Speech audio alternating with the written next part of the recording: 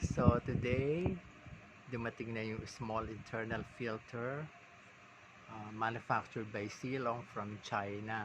So assemble natin siya ngayon. Ang laman ng box are the following.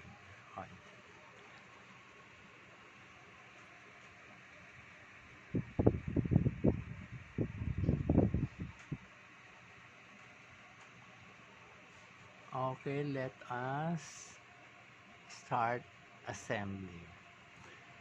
Actually, surprisingly, meron pa siyang kasamang adapter, but I think we cannot make use of this anymore kasi pareho rin naman sila rito. Oh. So, wala na siyang gamit. Itatabi ko na lang ito, i-reserve ko na ito sa ibang araw.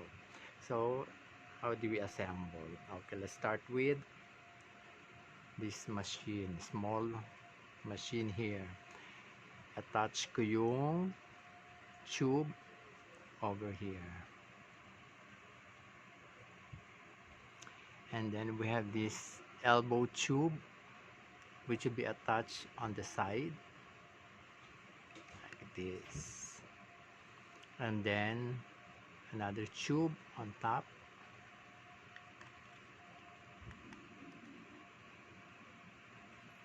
and another elbow tube on top,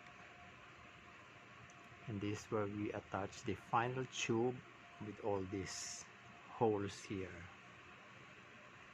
So we attach it over here.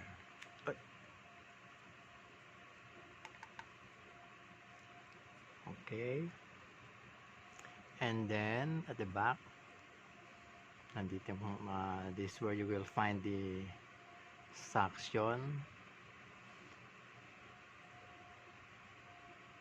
So we attach this at the back, and then we attach the suction cups. There are actually 4 suction cups. 1, 2, 3, 4, and finally the filter. We just attach this below, and voila, you're ready to attach this to the aquarium.